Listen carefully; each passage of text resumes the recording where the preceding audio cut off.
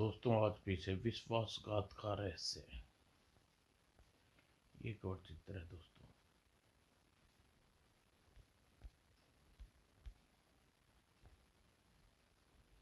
राजा आदित्य वर्मन का पुत्र विश्वकर्मा शिकार का बड़ा शौकीन था। एक बार वह शिकार से लौटा तो पागल हो गया। महामंत्री, यह देखिए, पता नहीं क्या हो गया हमारे बेटे को। जब भी वह वन से लौटा है तब से इसी तरह की पागलों जैसी हरकत कर रहा है। पूछने पर जवाब नहीं देता। महाराज, युवराज के साथ लोग शिकार खेलने गए थे, क्या आपने उनसे पूछा? ओह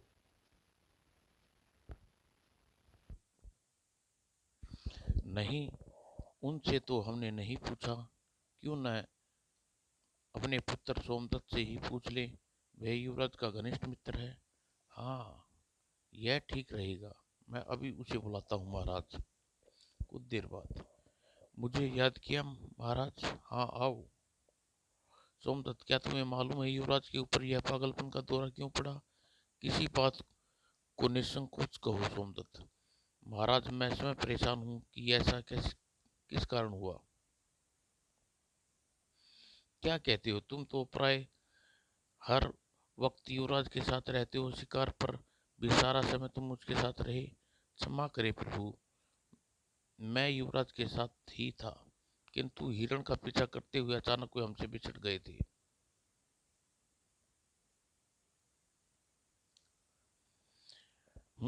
फिर दोबारा तुम्हारी उनसे भेंट कब हुई? महाराज, रात भर हम युवराज की खोज करते रहे। दूसरे दिन सवेरे नरबली के जंगलों में मिले, किंतु तब तक वे ओह महाराज, मैं भी आज फिर नरबली के जंगल में जा रहा हूँ, और जब तक इस बात का पता नहीं लगा लूंगा कि युवराज किस कारण इस अवस्था में पहुंचे हैं, तब तक वापस नहीं लौटूंगा। मैं जानता था बेटा, तुम्हारी मित्रता का पूरा भरोसा है। तुम अपने मित्र के लिए कुछ भी कर कसर नहीं उठा सकोगे। सोमदत्त उसी समय जंगल की ओर चल दिया। अपना ख्याल रखना बेटा। आप चिंता ना करें पिताजी। सोमदत्त नरबली के जंगल में भटकने लगा। तभी उसकी नजर एक विचित्र मकान पर पड़ी। इस बियाबान जंगल में यह मकान बनाकर कौन रह रहा है? हर चीज साफ सुथरी जरूर है, यहाँ कोई रहता है। मकान में घुसा हुआ सोमदत्त एक भीतरी कक्ष में पूछा तो चौंका। अरे, तुम कौन हो? हंस, मेरा नाम सोमदत्त है। मैं महाराजा आदित्य वर्मन का और महामंत्री यशदत्त का पुत्र हूँ। यहाँ क्यों आए हो? यदि मेरा भाई जाग गया तो तुम्हें खा जाएगा।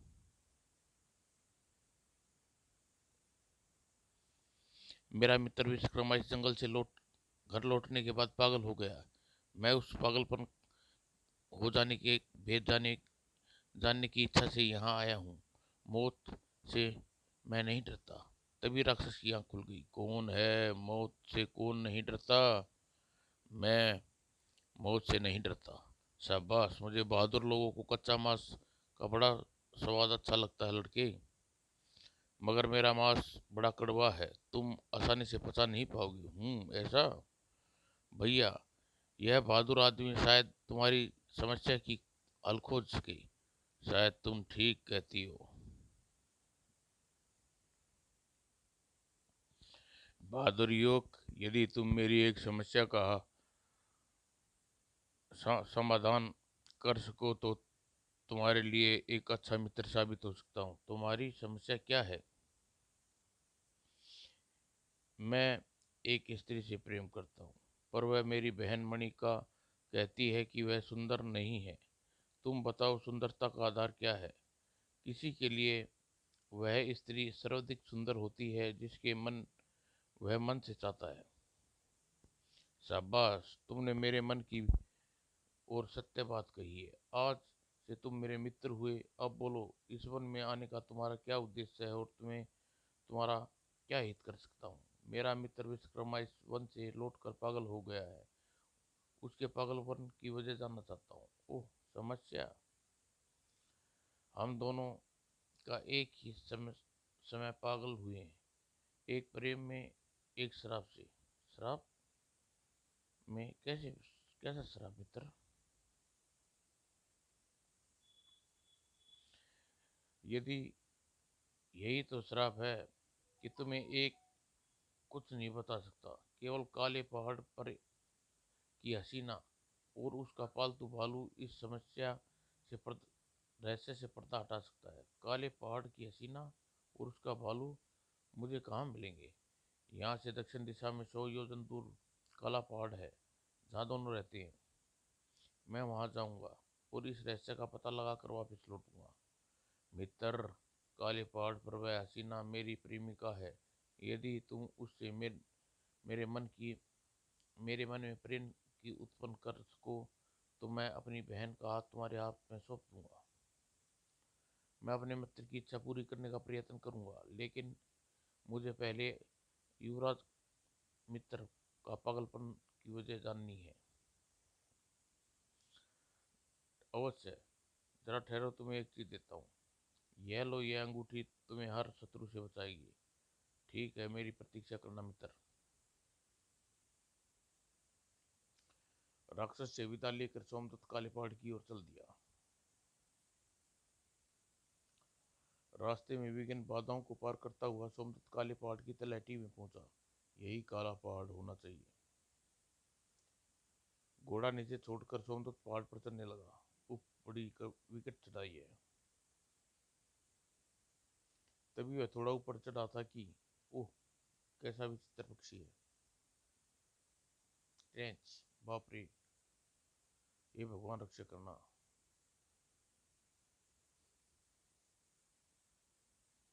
धड़ाम। आह, तलवार का उपयोग का अवसर ही नहीं मिल पा रहा मुझे। यह मुझे नहीं छोड़ेगा। यह अंगूठी मुझे बचा पाएगी? अगले ही पल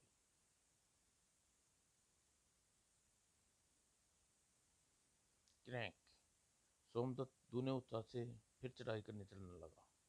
अब जो सामने आएगा मैं उसे निमट लूंगा। काफी चढ़ाई के बाद यह वह जगह होनी चाहिए जहाँ हसीना का पालतू भालू के साथ रहती है।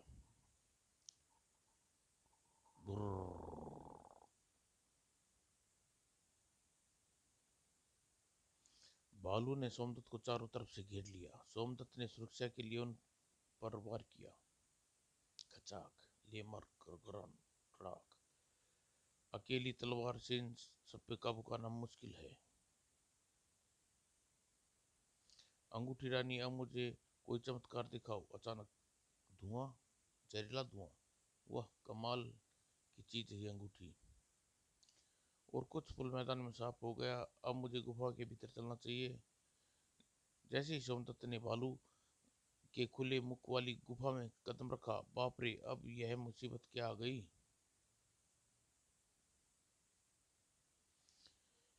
हर बार अंगूठी का सहारा नहीं लूंगा। विचित्र स्थान है। ओह,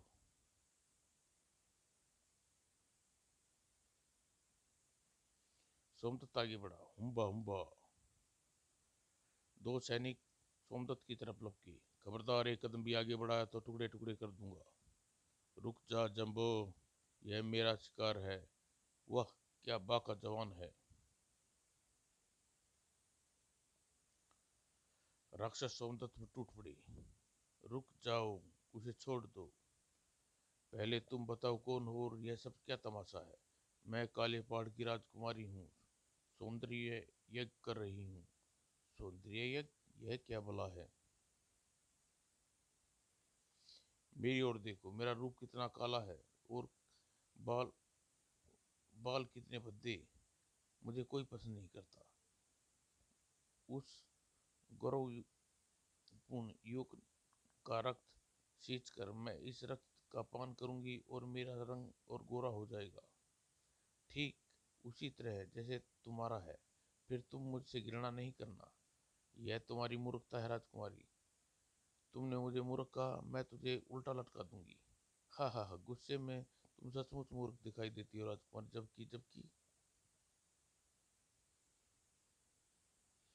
जबकि तुम उसकी नज़र में आज भी सुंदर हो।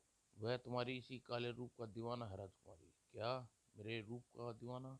कौन है वह? तुम क्या बकवास कर रहे हो?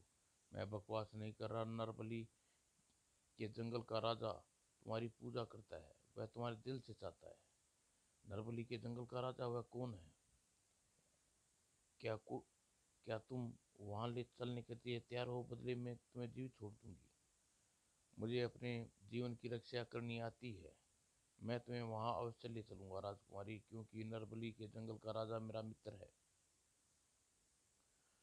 किंतु मेरी एक शर्त है, तुम्हारा यह पालतू भालू पहले मुझे बताएगा मेरा मित्र विश्वकर्मा पागल क्यों हो गया है। राक्षस सुंदरी ने पलटकर अपने भालू की तरफ देखा।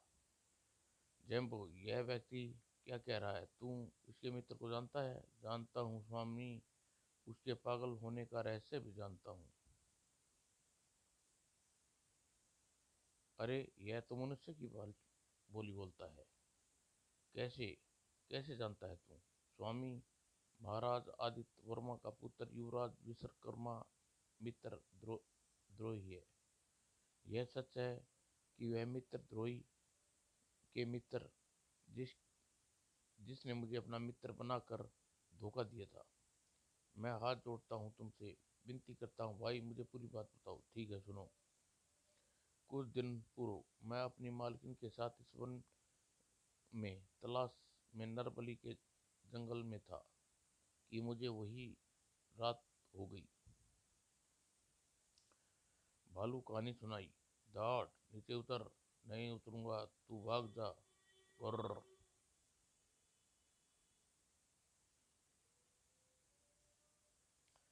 शेर चला गया। थोड़ी देर बाद थका वह राजकुमार विश्वकर्मा वहां आया। आज रात इसी पेड़ पर बितानी चाहिए।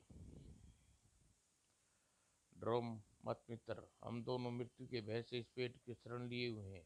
हमें एक दूसरे की मदद करनी चाहिए। भालू और राजकुमार में दोस्ती हो गई। मित्र, रात अधिक हो गई है, तुम सो जाओ, तब तक मैं यहाँ पहरा देता हूँ। ठीक है, 3 घंटे मैं सोऊंगा और 3 घंटे तुम, फिर दिन निकल आएगा। राजकुमार सो गया। कितना भोला चेहरा है मेरे मित्र का मासूम सुंदर। थोड़ी देर बाद वही शेर फिर आया। ए भालू, तुम जंगल के वासी हो और मेरी प्रजा हो। तुम इस आदमी को नीचे गिरा कर मेरा अपने राजा की भूख शांत करो। ये जंगल के राजा, यह राजकुमार मेरा मित्र है। मैं मित्र द्रोही नहीं हो सकता। मूर्ख भालू, तूने जंगल के राजा की बात नहीं मानी। याद रख, तू जल्दी ही पछताएगा। शेर चला गया। जंगल का राजा कमजोर पशुओं की हत्या करके राजा बना हुआ है। राते की चौथे पैर राजकुमार की आंख खुल गई। आह, खूब सोया। अब तुम सो जाओ मित्र, मैं जाग कर पहरा देता हूँ। अच्छी बात है।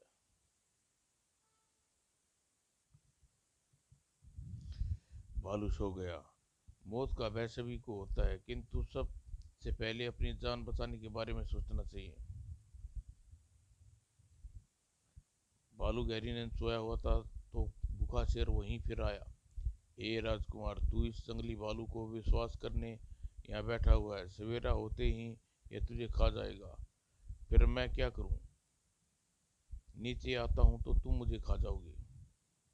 नहीं, मैं नहीं खाऊंगा, मगर तुम इस भालू को नीचे गिरा दो, मैं इसे खा कर चला जाऊंगा, फिर तुम अपने घर चले जाना। कहते तो तुम ठीक हो। फिर सोचकर राजकुमार सोते हुए भालू को नीचे गिराने लगा। तभी, अरे, तुम मुझे नीचे गिरा रहे हो, मित्र द्रोही हो। चाहूं तो मैं तुम्हें इसी वक्त कच्चा खा जाऊं, पर मैं तुम्हें मित्र कहा इसलिए तुम्हें नहीं मारूंगा। उसी वक्त नारबली के जंगल में रहने वाला एक राक्षस उधर आ निकला और वहां का दृश्य देख कर ठिठक गया। वह छिप कर उनकी बातें सुनने लगा। तुम मित्र द्रोही है, विश्वासघात है, घाती है। मैं तुझे श्राप देता हूँ कि जब तेरे इस विश्वासघात का रहस्य का कोई जान नहीं लेगा, तब तक तू पागलों की तरह भटकता रहेगा। और इस बात को यदि तूने किसी इस भेद को बताया तो सुनने वाला पागल हो जाएगा, और जिस किसी ने यह रहस्य को खोला वह कोढ़ी हो जाएगा। बाप रे, यह कैसा खतरनाक श्राप है। इस भालू का रहस्य में प्राणी है, इसका भेद मालूम करना चाहिए।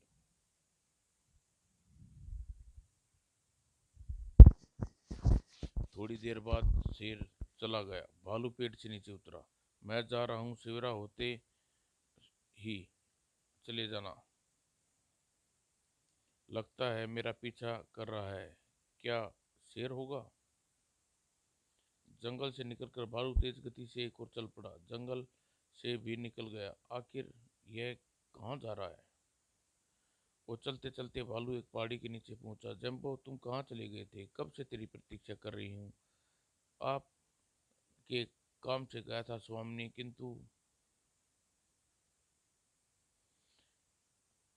किंतु मेरे योग्य कोई वर नहीं मिला, मिलेगा भी नहीं।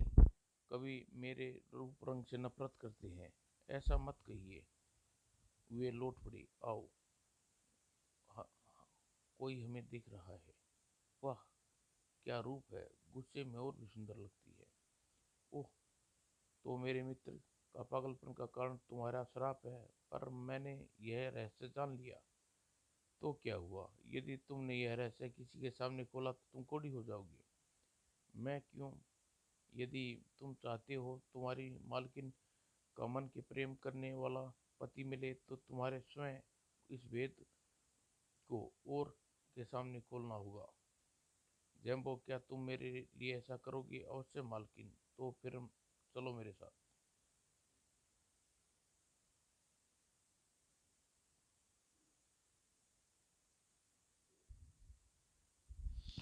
सोमदत्त काली पहाड़ की हसीना और जैम्बो को लेकर नरबली के जंगल में पहुंचा। आओ, यहाँ से कुछ दूर जंगल का राजा अपनी बहन के साथ रहता है। क्या यह वही होगा जिसने उस रात मेरा पीछा किया था? ये कुछ दूर ही गए थे, अचानक चौंकी। ठहरो, मैं इससे निपटता हूँ। यह वही खतरनाक शेर है। पीछे हटो, यह मेरा शिकार है। और उसी समय पेड़ पर राक्षस साल नीचे कूदा। दूसरे क्षण, मेहमानों से ऐसे बर्ताव करता है राजा? दोबारा इधर आया तो कच्चा समझ जाऊंगा।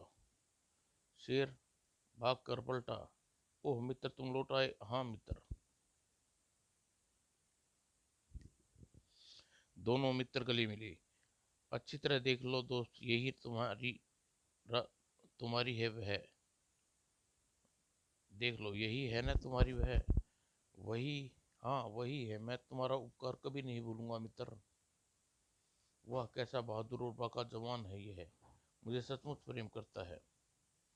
सोमदत्त ने राक्षस का परिचय कराया। यदि यह मेरा वह राक्षस मित्र भद्रसाल, जिसने के बारे में तुम्हें बताया था। ओह क्या कृपा करके मेरे घर को पवित्र कीजिए। भद्रसाल अपने घर पर सभी मेहमानों को शानदार दावत दी। हम सभी बैठेंगे, पहले आप लीजिए। आपने अभी तक कुछ खाया नहीं। अरे भाई, हमें ही खिलाते रहोगे या खुद हमारे साथ भी बैठोगे?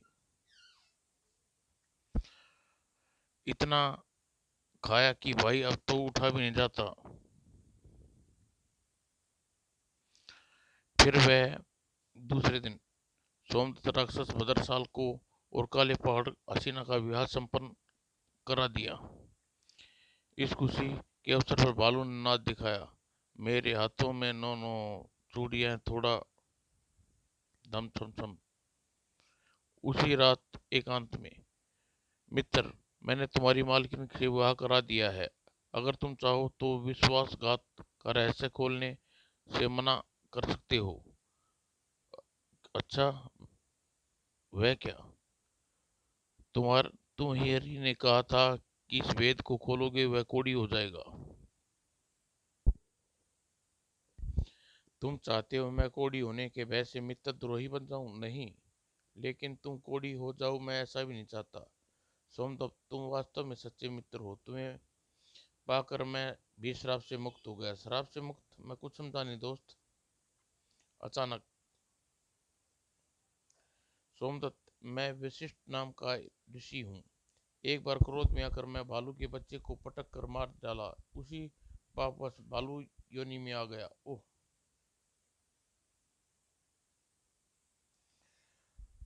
और सवेरे सोमदत्त के साथ एक ऋषि को देखकर भद्रसाल हैरान रह गया। ऋषिवर, आप शिष्टाचार में बंद कर पर्यावन मत कर पैदा करो। भद्रसाल, मैं तुम्हारा वही भालू मित्र जम्बो हूँ।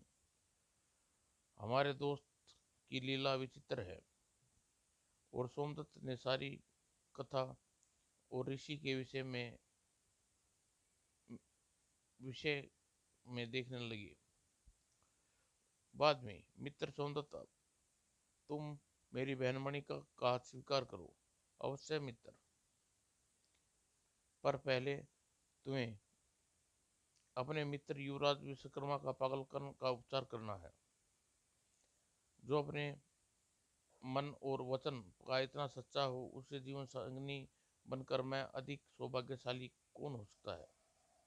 फिर उसी दिन एक उड़न खटोले में बैठकर वह आदित्य नगर की ओर चल दिए।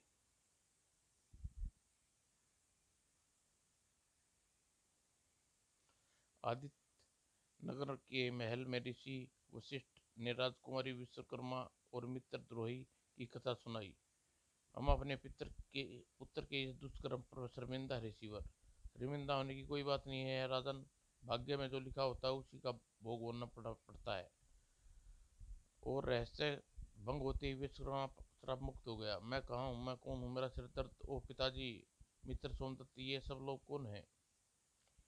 ये सब लोग तो मेरे मित्र हैं युवराज, पर तुम मेरे सिर दर्द है, लाओ दबा दूं।